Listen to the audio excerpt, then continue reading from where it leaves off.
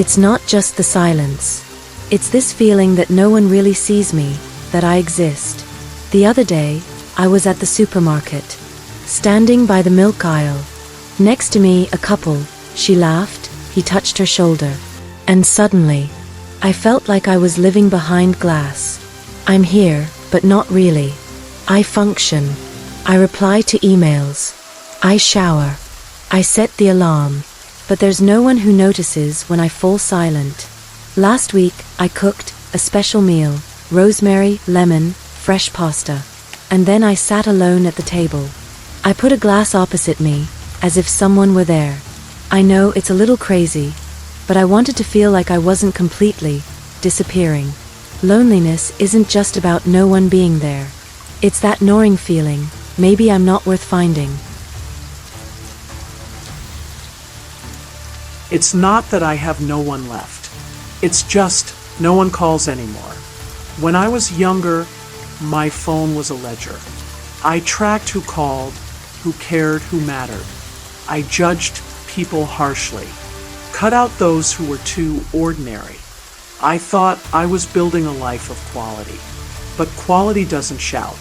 It doesn't surprise you with a knock on the door. Now it's quiet. The clock ticks. The radiator clicks. And I listen to my own breathing. I'm not sad, just sober. But sometimes I wonder, was it worth it? I am alone now, but I wasn't always. There were years filled with people, family, friends, strangers. But even then, I often felt isolated, like there was a glass wall between me and them. Sometimes I try to reach out, but the words don't come right. I fear I'm too much or not enough. So I stay quiet. The silence fills the room. Loneliness is not just being alone. It's feeling invisible, unwanted, unworthy.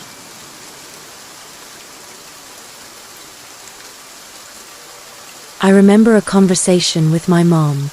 I was 10. I'd failed at gymnastics, not even a handstand. I was desperate. And she said, "You need to try harder." I know she didn't mean it cruelly, but somehow, I never forgot it. Since then, I've believed, if I'm not good, I'm nothing. I look in the mirror and count the flaws. Skin, voice, posture. I write texts and delete them again. I apply for jobs and am sure I'm not enough.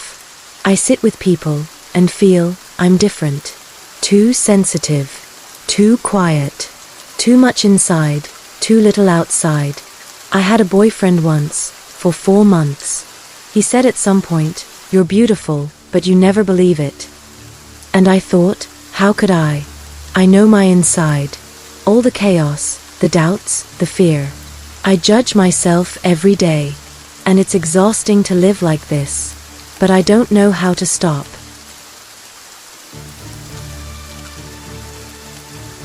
I was never kind to myself. I always thought I should know better. When I failed, I was angry at myself. When I succeeded, I asked, why not sooner? Why not bigger? I remember my 30th birthday. Everything was perfect, but no one stayed long. A friend said to me, "You're hard to reach, you know that?" And I thought, good. I'm not a stop on the way. I'm the destination. But I was so strict. With myself. With others. Nothing was ever enough. Not even me. When I looked in the mirror, I didn't love the face. I judged it. When someone praised me, I thought, they don't know me. I measured, calculated, compared. And never was I just enough.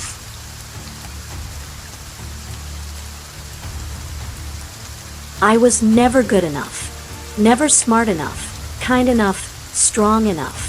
I judged myself harshly, more than anyone else ever did. I remember being a young mother, worrying I'd fail my children. I'd compare myself to other mothers and come up short every time. There was a voice inside that said, "You will never be enough." And I believed it, but now I see it wasn't true. Still, The doubt stays, like a shadow I carry everywhere.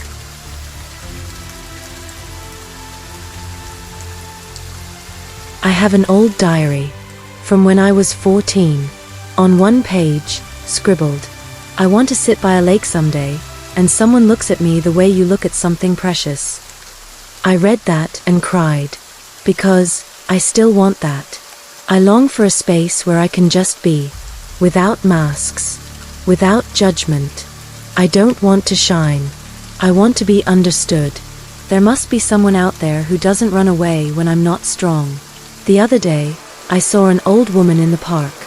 She sat alone, but she smiled, as if there's something inside her that stays, even when no one sees it. Maybe that's hope, that somewhere inside me, something precious remains, even when I often don't recognize myself. Maybe that's enough for now.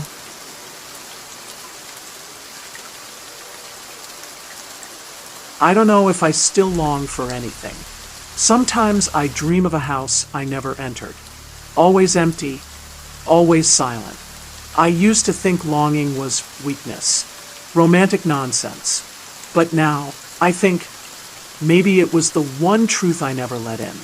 When I was young, a man once sent me a poem. It was tender, old-fashioned. I laughed it off. No one ever sent me a poem again. I don't know if I can still hope.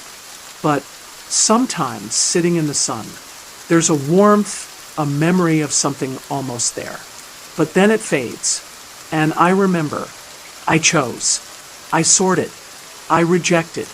Maybe I was never lonely. Maybe I was just unreachable. Yet, despite everything, I still long. I long for a gentle touch, a kind word, a little light in the dark. I still hope for peace in my heart. Sometimes, I catch a glimpse of it. A moment of calm, a smile from a stranger, a soft breeze through the window. That hope keeps me going. It's fragile, yes, but it's there. And maybe that's enough.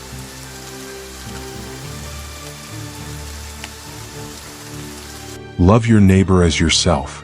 I've heard this phrase so many times. Read it in books, quoted it in conversations. But only recently have I truly understood what it means. For a long time, I thought I just had to be there for others. To sacrifice, to give everything even when I hardly feel myself. But that doesn't work.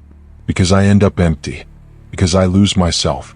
How can I love someone else if I reject myself? If I constantly criticize, punish, and undervalue who I am? Self-love is not selfishness. It's not an excuse. It's the source. The foundation on which true love grows. When I meet myself with kindness, compassion, and understanding, then I open up to others as well. Then I can truly listen, truly see, truly be there. I don't have to be perfect. I'm allowed to make mistakes, to be vulnerable, to be tired. That makes me human.